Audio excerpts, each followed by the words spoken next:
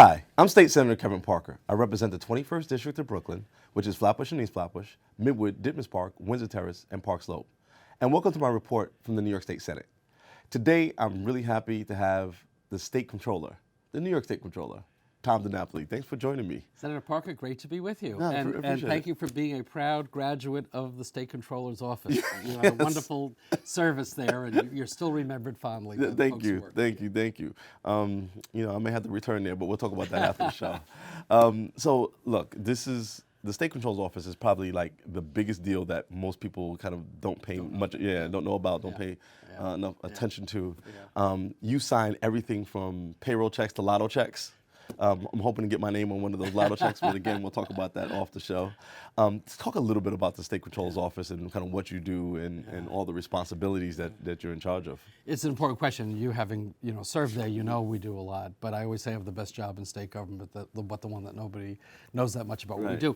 And in some ways, that's a good thing because what we do is essential to the operation of state government. So if we're doing it right, everything's running smoothly. People may not be aware. But if you're a state employee, you certainly know from your paycheck. If you're a public retiree from the state pension system, you certainly know about the pension benefit, how important that is. We approve the contracts that the state enters into. So if you're a business that does work for the state, or you're a nonprofit getting a grant, perhaps you've arranged for a grant for one of your local nonprofits, you know about us because we're the ones that have to approve the contract and then the payment as well. So we're also the office that promotes accountability. So a big part of our function is the audits, state agencies, public authorities. We audit the payments as well, make sure there's no fraudulent payments going on. So state operations, a big part of what we do. Manage the state pension fund, over $200 billion that we invest, and then we pay out the benefits. We do other miscellaneous things that people are interested in. Unclaimed funds, I know you always let your constituents know. If they lose money, we're the ones who will return it to you. The oil spill fund we help administer, so commenting on state fiscal practices, state budget policy, putting out reports. We just did a report on housing affordability in the state. So we do a lot, and we respect the fact that you as a state senator or legislator, working with the governor, you're the ones that make the decisions on how the state's going to spend money. But once you make that decision, through the budget process, we then make sure the money's spent correctly and as you intended. Absolutely. So this year you actually got to do something fun. I'm saying that jokingly, but you got to do something that is also a function of the State Comptroller's office, which is this year when the governors and the state legislature couldn't agree, you had to kind of step in and settle the agreement about the revenue. First time that happened. Yes, Can you talk a little bit about that process? Yeah, it's an interesting question because we had budget reform back in 2007, which said that when the legislature comes together as part of the budget process, working with the government, come up with a consensus revenue number. And should that agreement not happen, it defaults to state controller to pick a number. And you're absolutely right, that has never happened before. And I didn't think it was going to happen this year. But in fact, there wasn't an agreement, and the deadline came, I think it was March 5th, and it was left to us to come up with a number. You think back the beginning of this year, we had that big revenue shortfall, $2.3 billion less than projected. The numbers weren't looking good. The Senate had a number, the Assembly had a number, the minority parties had numbers, the governor had a number, and we had to come up with our own number. And, in retrospect, as you know, we came up with a number higher than the governor, lower than what the legislature had suggested, the Senate majority and the Assembly majority. But as the rest of the years progressed, we've actually seen the revenues have picked up. So right now, our revenues coming into the state, and this is good news, are coming in higher than initially projected. So I think it shows our cautious optimism was not misplaced. I still think we're in a volatile time. The changes of taxpayer behavior in response to the federal tax reform, still something hard to calculate. So the beginning of the year, we got hit in a negative way. After the April 15 tax collections were up. I think this budget that you worked so hard on is going to hold together, but I still think we need a little more data to see long term what will be the revenue picture for New York. So, continuing to be cautiously optimistic. I think the package you all worked on will hold together. It has integrity, but for the out years, we always have to look at the structural gaps that are built into the New York budget process, unfortunately. Look at taxpayer behavior. A lot of what the federal tax changes were, certainly that cap on state and local tax deductibility, is going to hurt New York in the long run. Absolutely. And that's going to create challenges for us. It has already. So let me stay on the budget for a second. So if we get into a situation where down the line, let's say September, October, November, we get into a problem where we're not getting revenues and we have a shortfall, what's the role of the state controller in the context of a budget that may not be holding together because of the lack of revenues? Yeah, well, every month we put out what we call our cash report. So we certainly monitor the trends on spending and revenue. So we will call out that problem. Will probably be among the first, if not the first, to identify if that would be a problem. At the end of the day, though, we have no authority to make a policy choice on what should or shouldn't be spent.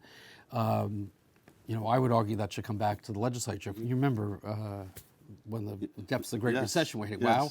Mid-year budget cuts. I mean, and that ended up being a negotiation between the governor and the legislature. Of course, the governor has a lot of power to control payments or slow them down.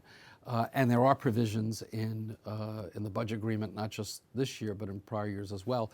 If there's a significant shortfall in federal revenues, the director of the budget is empowered to make decisions on cuts.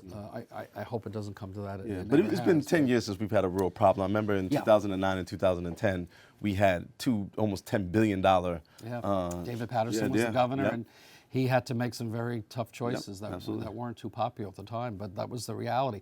I think that's why, Senator, the beginning of this year when we were off, when the revenues were down so much, you know, multi-billion-dollar shortfall, I think many of us were worried, are we going to be through that same picture again? But I think it was just more taxpayer behavior has really just been so altered. And of course, we still have this complication, which I think at some point we do need to address. We get most of our revenue information with the April 15th tax collection, but our state fiscal year begins on April 1st. So we're expecting you, as a legislator, working with the governor, to make decisions even though you have incomplete information about what the revenue picture is. So there have been proposals in the past, which I think we should look at again. Not that there isn't complication with how you would implement it, but most states have a fiscal year that begin, you know, July 1st or June 1st. At least then you would have more information about what the real picture is on the revenue. So that's probably a reform proposal for the future. Absolutely. Let's talk a little bit about the pension fund, because I think that's kind of the most exciting thing that you do, because most of us are looking forward to retirement. So, you know, being that you have some of my money in there, this is really for me. Let's talk about everybody else's money too. And you have a lot of constituents too. A ton of them. Yeah. Well, the good news is our pension fund, unlike so many other state pension funds, is well funded. In fact, we're one of only 4 state pension plans that's over 90% funded. So it's virtually a fully funded pension plan. We just put out our numbers for the end of the fiscal year that ended March 31st. We're at a little over $210 billion, third largest public pension fund in the nation. We've never had an end of year number that large. You know, that being said, it's a tougher investment environment. Our return for last year was 5.23%. Positive return, so that's good. A little short of our long-term goal, which is 7%. The prior 2 years, we actually were over 11% return both of those years. So, you know, when you balance it out, you look over the past 5 years, you know, we're still making our 7% number. But I think moving forward, we're going to take a more conservative view about, you know, because there's so much volatility in the investment climate right now. And the stock market, as we know, has all these gyrations depending on the tweet of the day and what's being said. So it makes it harder to invest. How many pensioners do we actually have approximately? We probably have now, well, the whole system is about 1.1 million. That's active employees, retirees, and beneficiaries. Now, those who are retired, it's probably about 340,000 in the state. And that's an important question because the numbers are shifting. So, you know, people are living a lot longer, right? So our retirees, thankfully, right? People living into their 90s, not unusually today. So the percentage of retirees versus active, because also we have a lot of years where it hasn't been so much hiring because of the budget constraints. So now the percentage of retirees is becoming higher. So that puts a little more pressure also. You know, one way that pension funds, you know, can stay in a sense forever young is when they have more, you know, younger employees coming in. You know, it's just a way to balance it out. When you have more and more employees that are actually drawing down from the pension system, than paying in, and we still have more paying in than drawing down, but the numbers are starting to shift. So we're becoming, as they say, a more mature pension plan. And that also means we need to be a little more conservative. And that's what we're doing. Great. So you just said you put out a housing report. Can you talk a little bit about that? Probably no surprise to you, it's becoming harder and harder for people to afford to live in our state. Yes, absolutely. We have, I think it's close to 1.4 million New Yorkers who are paying now 50% or more of their household income for housing costs, homeowners and renters. So those numbers are going in the wrong direction. Actually, for homeowners, we saw over the past decade, fewer of them were paying over 30% of their income. But for renters, the numbers have really gotten worse. And for homeowners in your county, in Kings County, they are actually number one in terms of those who are falling on the wrong side of the housing affordability line. So that's why the debate about, providing more opportunities for affordable housing, rent regulations, certainly a hot issue in Albany, as you know. All that is important to consider because we have, the success of New York is clear, but the challenge then is how do we make it possible for people to continue to live here? Very few people lived here all their lives and helped to build up the great success of New York. So, the report pointed out that this is still an urgent concern. The solutions obviously will have to be decided by the city leadership, the state leadership, but housing affordability is a big issue for New Yorkers. Yeah, absolutely. It's something that we've been tackling, and hopefully you've been a great leader on it. I mean, because you're right there in Brooklyn, and you know that many of the changes, while they're positive, also put more pressure on people being able to continue to live there. Absolutely, absolutely. And as we start to wrap up, you just put out a climate report, which was a different thing. You're probably the first controller ever to put out a climate report. Well, it's a big issue. And, climate change is real. The risks are there at many levels. The report that we put out really talked about how we could position the pension fund to be a leader. We've done a lot of good work already on this issue, but we want to look for opportunities to invest more money in climate solution kinds of investments. So a lot of that may have to do with renewable energy sources, clean energy sources. What I always try to tell people when we talk about the climate issue is my obligation as controller is to make sure the pension fund is well funded for you and for the other members who hope to one day have a pension. So we want to do something good for the climate issue, but our bottom line is we have to continue to make money for the pension fund. But I think you can do both. Absolutely. So we're going to look to establish minimum standards before we do investments in this area so that we could make sure that we're doing cleaner kinds of investments. And we're going to continue to be an active shareholder with corporations, make sure they're doing the right thing on the environmental agenda. And that's great leadership, and I think that's really important. It's a complex issue. It's not as simple as some people try to present it, but I appreciate your interest in it. Yeah, no, as the chair of the Energy Committee, this has been something that I'm daily having conversations about. And we want to have clean energy, but we also need energy to support our economy and our lifestyle. And we're in a transition phase. I think that's the part that people have to recognize, that dealing with these issues is not something simple, or a transition to a low-carbon economy, meeting the goals of Paris, which I think are key. Clean environment, healthy environment, saving our future, all that's important. It's not going to happen in a day or two.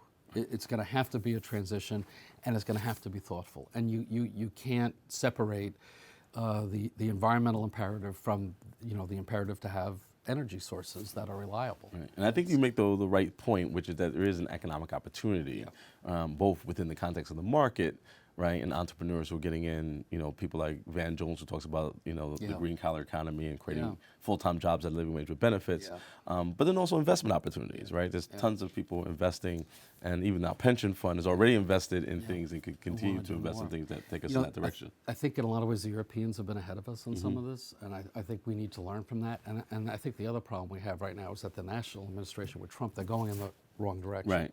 And I think that complicates the picture for the market. So a lot of work for us to, but we're glad you're in that leadership role because you understand how important this issue is. Well, thank you very much, and also thank you for your leadership, on not just with the pension, but also being a great, kind of fiscal shepherd for the state. It's been really important. Your revenue projection was great. It made everybody unhappy. So that's around here. That's the mark of a good decision, right? If everybody's unhappy, that means a good decision. The times we live in.